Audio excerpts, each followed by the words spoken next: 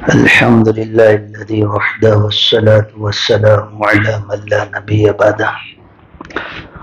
أعوذ بالله من الشيطان الرجيم. بسم الله الرحمن الرحيم. قل يا أيها الناس إني رسول الله إليكم جميعا الذي له ملك السماوات والأرض. صدق الله العظيم. اللہ تبارک و تعالیٰ نے ساری مخلوق کو پیدا کیا اور اس میں اللہ تبارک و تعالیٰ نے انسان کو کچھ الگ تھلگ پیدا کیا.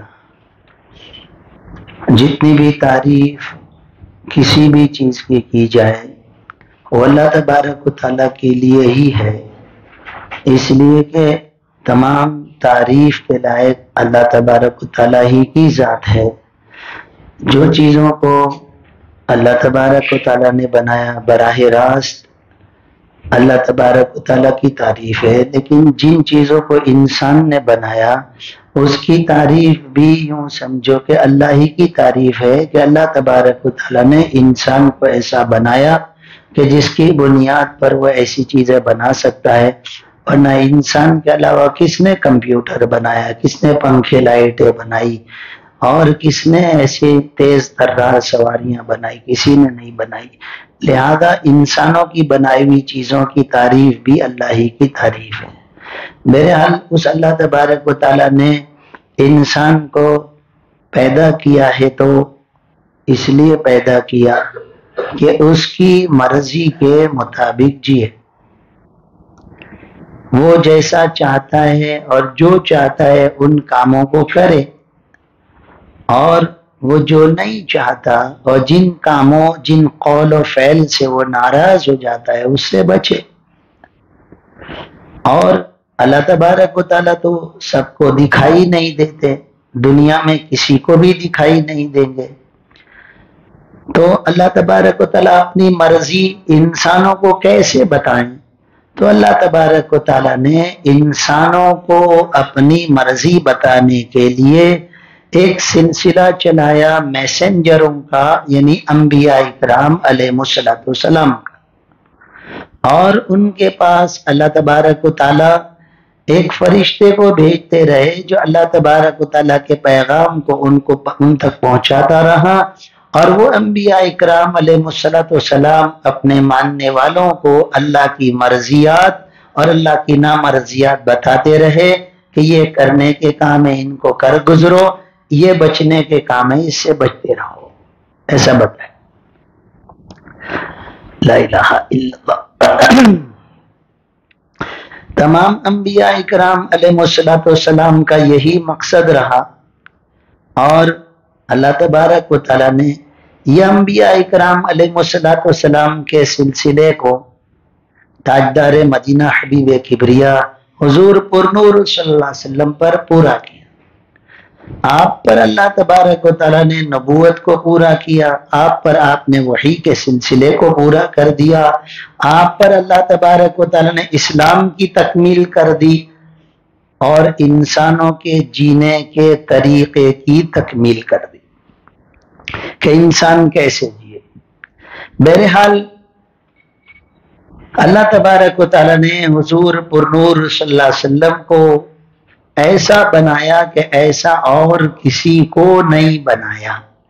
آپ کی بہادری، آپ کی سخاوت، آپ کی شرم و حیا، آپ کا علم، ارے یہ تو خلفائے راشدین سے آیا ہیں کہ اگر آپ کی سخاوت دیکھنی ہے تو صدیق اکبر کو دیکھ لو، آپ کی شجاعت دیکھنی ہے عمر بن الخطاب کو دیکھ لو، آپ کی شرم و حیا دیکھنی ہے تو حضرت عثمان کو دیکھ لو، آپ کے علم کو دیکھنا ہے تو حضرت علی کرم اللہ وجہ کو دیکھ لو، آپ کا حلم اور برداشت دیکھنا ہے تو حضرت بلال کو دیکھ لو، آپ کی دعا اور مغفرت اور امت کے لیے رونا دیکھنا ہے تو اویس قرنی کو دیکھ لو. اللہ تبارک و تعالیٰ نے آپ کو ایسا بنایا، ایسا کسی کو بھی نہیں بنایا. ایسا خوبصورت اللہ نے یوسف علیہ السلام کو بھی نہیں بنایا، ایسا علم والا، حلم والا، مغفرت والا، اور ایسی دعائیں مانگنے والا، اور ایسا رونے والا کہ امت کے لیے دعا آخرت میں باقی رکھی، ایسا کوئی نبی نہیں آیا۔ آج تک کسی ماں نے نہیں جنا، آج تک دھرتی نے ایسے قدموں کو بوسا نہیں لیا، ایسا اللہ تبارک و تعالیٰ نے حضور پر نور صلی اللہ علیہ وسلم کو بنایا، پیدا کیا، بلکہ اللہ رب العزت کے خزانے کے اندر ایسا دوسرا موتی ہے ہی نہیں۔ بہرحال اللہ تبارک و تعالیٰ نے آمنہ کا لال، عبداللہ کا دلارا، دائی حلیمہ کی آنکھوں کا تارا، اللہ پاک نے ایسا نبی دیا جس کے آنے کا یہ مہینہ ہے، اور ہم نے اس نبی کے آنے کی خوشی منائی۔ کوئی بدنصیب ہی ہوگا جس نے نبی کریم صلی اللہ علیہ وسلم کی ولادت باسعادت پر خوشی نہ منائی ہو، اس کو خوشی نہ ہوئی ہو، کوئی بدنصیب ہی ہوگا۔ بلکہ نبی کریم صلی اللہ علیہ وسلم سے محبت یہ تو ایمان کا جز اور ایمان کا حصہ ہے۔ بہرحال بہت ہی آسان اور بہت ہی صاف ستھری بات میں بتا دوں کہ وہ نبی دنیا میں تشریف لائے اور ان کے آنے کی خوشی سب کو ہوئی، اور آپ نے دنیا میں قدم رنجا فرمایا تو آنے سے پہلے کے واقعات کہ ان کی ماں عجائب و غرائب دیکھ رہی ہے، جبکہ دنیا میں حضور پر نور صلی اللہ علیہ وسلم نے ابھی قدم نہیں رکھا، ابھی آپ تشریف نہیں لائے، آپ پیدا ہوئے ہیں، اس انداز سے پیدا ہوئے کہ پیدا ہوتے ہی اللہ تبارک و تعالیٰ کو مکمل سجدہ کیا ہے، اللہ کی تعریف کی ہے، ایسا تو کوئی دنیا میں نہیں آیا۔ کعبۃ اللہ میں حرکتیں آ گئی، ساری دنیا کی کفر بت پرستی کے اوپر اندھیرے کی، ظلمتوں کی، ناکامی کی چادر چھا گئی، ایسا تو دنیا میں آج تک اللہ نے کسی کو نہیں بھیجا۔ بہرحال اس نبی کے آنے کی ہم نے خوشی منائی۔ میں پوچھتا ہوں، آپ کے گھر مہمان آئے، آپ کے علاقے میں بڑے مولانا آ جائیں، ارے ملکی پیمانے پر ابھی باہر کے مہمانوں کو ہندوستان میں بلایا گیا، ملکوں کے بڑے لوگوں کو بلایا گیا اور پروگرام ہوا، تو ذرا آپ ہی بتا دو نا ان لوگوں کو کیوں بلایا گیا؟ ہندوستانی کھانے کھلانے بلایا تھا، ہندوستان کی ہوٹلوں میں رکنے کے لیے بلایا تھا، ان کو نہیں، کسی مقصد کے لیے بلایا تھا، ان کے بلانے کا مقصد تھا۔ آئے تو خوب استقبال کیا، کارپیٹ بھی بچھائے، پھول بھی برسائے، آنکھیں بھی بچھائی، پلکیں بھی بچھائی، استقبال بھی ہوا، سب کچھ ہوا، لیکن آنے کے بعد مقصد نہیں پوچھا۔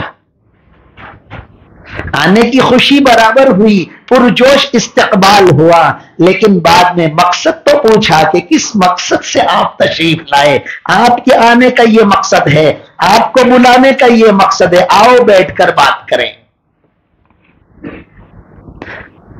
تو رسول اکرم صلی اللہ علیہ وسلم کے دنیا میں تشریف لانے کی خوشی برابر، اور شریعت اور حدود میں رہ کر، اور شریعت مطہرہ جس کے صدقے میں اللہ تبارک و تعالیٰ نے انسانوں کو بنایا، ارے ساری کائنات کو بنایا، ارے ساری مخلوق کو بنایا، اور جس کو پیدا ساری مخلوق کو بنانے سے پہلے جس کے نور کو اللہ نے بنایا، جس کے صدقے میں جنت اور جہنم کو جس اللہ نے بنایا، وہ نبی کریم صلی اللہ علیہ وسلم کے آنے کی خوشی حدود شرعیہ میں رہ کر منا لو۔ کون منع کرتا ہے؟ جس کو شریعت جہاں تک اجازت دیتا ہے وہاں تک آنے کی خوشی مناؤ، اس لیے کہ وہ نبی نے خوشی اور غمی کا سیلیبریشن بتایا، ہر کام کی، ہر چیز کی حدود بتائی۔ ہمیں خود تو یتیم تھا، لیکن کسی کو یتیم کسی فیلڈ میں نہیں چھوڑا، نہ علم کے اعتبار سے، نہ عمل کے اعتبار سے، نہ سخاوت کے اعتبار سے، نہ برداشت کے اعتبار سے، کسی اعتبار سے کسی پلیٹ فارم پر اپنی امت کو اکیلا نہیں چھوڑا۔ رہبری گائیڈنس رہبری کی۔ تو نبی کریم صلی اللہ تعالی علیہ وسلم کے دنیا میں آنے کے مقصد پر نہیں آئیں گے، آپ کے آنے کی اور آپ کی آمد کا استقبال تو ہوا، آؤ تو صحیح، جس اللہ نے اس نبی کو اتنا بڑا نبی بنایا اور ایسا آج تک انوکھا اور ایسا پیارا آج تک اللہ نے دنیا میں بھیجا ہی نہیں. نہ سورج کی کبھی روشنی آپ کے علاوہ کوئی آپ سے بڑی شخصیت پر پڑی ہو, نہ کبھی چاند نے آپ سے بڑی شخصیت پر چاندنا کیا ہو, نہ ہواؤں نے کبھی ایسے جسموں کو بوسے لیے ہوں, کبھی ایسا نہیں ہوا, ایسی شخصیت آئی ہی نہیں. تو اتنی بڑی شخصیت کے آنے کا مقصد نہیں پوچھیں گے, بس ہو گیا. اب اپنی مرضی سے زندگی جیئیں گے. میں نے پہلے ہی بتایا کہ اللہ رب العزت نے انبیاء اکرام علیہ السلام کے سلسلے کو چلایا ہی اس لیے, میسنجر کو رکھا ہی اس لیے کہ اللہ کا میسج بندوں تک پہنچائے. یا ایھا رسول بلغ ما انزل الیک من ربک وان لم تفعل فما بلغت رسالتہ. اس لیے اللہ پاک نے انبیاء کو بھیجا. اور نبیوں کا سلسلہ جب چل رہا تھا تو انبیاء اکرام علیہ السلام دنیا میں آتے, محنت کرتے, انسانوں کو اللہ کی مرضی والی زندگی بتاتے, مرنے کے بعد کی جنت والی راہ آسان کس طرح ہو, کون سے کاموں کے کرنے سے آسان ہو, وہ والے طریقے بتاتے. پھر دنیا سے جاتے تو تھوڑے دنوں کے بعد پھر دلوں کے اوپر دنیا چھا جاتی, بے دینی چھا جاتی, اللہ سے دوری, جنت سے دوری چھا جاتی. پھر اللہ دوسرے نبی کو بھیجتا. یہ سلسلے کو اللہ نے حضور پر نور صلی اللہ علیہ وسلم پر پورا فرمایا. تو اب آپ کے بعد بھی تو آپ کی امت کے اوپر بے دینی اور دنیا کی لالچ کی اور دنیا کی زیب و زینت کی چادر چھا رہی ہے. تو امت کو کچھ ذمہ داری نہیں دیتے گئے آپ کے آنے کا مقصد کوئی بتا کر نہیں گئے. امت اور آپ کے غلام کیا آپ کے مشن کو اٹھائیں گے؟ نہیں, صرف استقبال, صرف آنے کی خوشی بس. نہیں نہیں نہیں, اگر ایسا کر دیا تو پھر ہم نے آپ کی قدر نہیں کی. جن مہمانوں کو بلایا تھا اور جتنوں کو ہم نے بہت اچھا استقبال کیا, اس کا ہم نے حق ہی نہیں ادا کیا, پوچھا ہی نہیں کہ آپ نے کیوں بلایا. لہذا انبیاء اکرام علیہ السلام اللہ کی مرضی والی زندگی بتانے کو آئے تھے. آپ دنیا سے تشریف لے گئے, ایک بنی ہوئی جماعت, پھر اس نے اس مشن کو اٹھایا اور پوری دنیا میں چل کر آپ کے لائے ہوئے کلمے کو, آپ کے لائے ہوئے طریقے کو, آپ کی نور والی سنتوں کو پوری دنیا میں پھیلایا. خود بھی عمل کیا اور دوسروں کو عمل کی دعوت دی. ہم کوئی الگ ہیں؟ نہیں نہیں, ہم بھی اسی رسول صلی اللہ علیہ وسلم سے محبت کرتے ہیں, اسی محمد الرسول اللہ صلی اللہ علیہ وسلم کو اپنا نبی اور رسول اور اپنا پیغمبر اور اپنا میسنجر مانتے ہیں. تو ہمارے ذمے بھی یہ مقصد ہے, خالی کھا کما کے مر نہیں جانا کہ نہیں نہیں وہ تو تم کرو, میں تو کما لوں, میرے بچے کا بنگلہ بنا لوں. ارے جو بچہ تیرے جیتے جی تیرے آنے جانے کا ٹائم بھرتا ہے گھر میں. کئی اولادیں ایسی ہیں ہمیں پتا ہے کہ ان کے باپ کا وہ ٹائم بھرتے, ابھی ابا ہوں گے ابھی گھر جانا نہیں, ابھی ابا نکل گئے ہوں گے اب جانا. جو باپ کی موجودگی میں آمنا سامنا نہ کرتا ہو باپ کا, مرنے کے بعد کیا خاک تیری قبر پر قبرستان جائے گا. اس اولاد کے لیے تو مال چھوڑ جائے, جائیداد چھوڑ جائے, تو اللہ کے نام پہ خرچ نہ کرے. ایسی اولاد جو تجھے دنیا میں جیتے جی پسند نہ کرتی ہو, بلکہ بعض اولادیں تو جلدی سے مرنے کی راہ دیکھ رہی ہو کہ یہ مرے تو میں یہ وراثت کا مالک ہوں. لا الہ بھائیو, ضرورت ہے اس بات کی کہ نبی کے آنے کے مقصد, نبی کے آنے کا جو مشن اور جو ذمہ داری پوری امت کو دی گئی ہے, وہ ذمہ داری کو اوڑھنا اور اس ذمہ داری کو اپنی زندگی میں ٹائم ٹیبل میں لینا, یہ نبی کے آنے کا مقصد ہے. اور یوں سمجھو کہ نبی کے آنے کا استقبال ہی اس نے صحیح کیا جس نے نبی کے آنے کے مقصد کو پوچھا. ورنہ استقبال کر کے چلے گئے, آپ نے کھانا کھا لیا, ٹھیک ہے آپ کو جو کرنا ہے کیجئے, میں میرے کام پہ چلا. ارے مجھے بلایا کیوں تھا؟ لا الہ. لہذا سبق امت بھول گئی, آنے کی خوشی تو منائی, آنے کا مقصد نہیں پوچھیں گے. ساری دنیا کے انسانوں کو امر بالمعروف اور نہی عن المنکر بتانے اور کرنے کے لیے تو اللہ نے نبی کو بھیجا, اس امت کے مقام کو بڑھایا. اور امت امر بالمعروف اور نہی عن المنکر کی ذمہ داری نہیں لے گی. 24 گھنٹے کھانے کمانے اور کمائے اس میں تھکے, پھر سوئے, پھر سو کر اٹھے تو صبح اٹھتے ہی پھر وہی دھن, وہی فکر, وہی اگرانی, وہی مال کی بڑھوتری, وہی آفس, وہی میرا کام, وہی میرا دھندا. تو یہ جو رسول اللہ صلی اللہ علیہ وسلم کے دنیا میں آنے کا جو مقصد تھا, اس کو کون اٹھائے گا؟ تو اپنے آپ کو غلامان محمد کہتا ہے, تو اپنے نبی کے مشن کو, اپنے نبی کے کام کو اپنا کام نہیں بنائے گا. نبی کے کام کو تو اپنا کام نہیں بنائے گا. لا الہ الا اللہ. اور وہ نبی چہرہ بتانے آئے, لباس بتانے آئے, کاروبار بتانے آئے, سماج اور معاشرہ بتانے آئے, صبح شام بتانے آئے, سفر حضر بتانے آئے, نفع نقصان بتانے آئے, خوشی غمی بتانے آئے. ان کے طریقے کو تو لے گا نہیں, تو پھر اپنی زندگی اپنی مرضی سے جیے گا کہ میرا چہرہ میری مرضی والا, رسول کی مرضی والا چہرہ نہیں بنائے گا. رسول بتا گئے وہ طریقے سے اللہ کی مرضی والا چہرہ نہیں بنائے گا. لباس تیرا اسلامی لباس نہیں ہوگا جس سے تو مسلمان پہچانا جائے.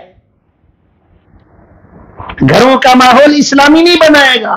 نبی کی احادیث مبارکہ کی تعلیم تیرے گھر میں ہو. تیری اولاد کو دیکھ کتنی اکتاتی ہے, اور لا دنیا کی باتیں دیکھ تیری اولاد کتنا چاؤ سے سنتی ہے. یہ بے دینی نہیں ہے تیرے میرے گھر میں.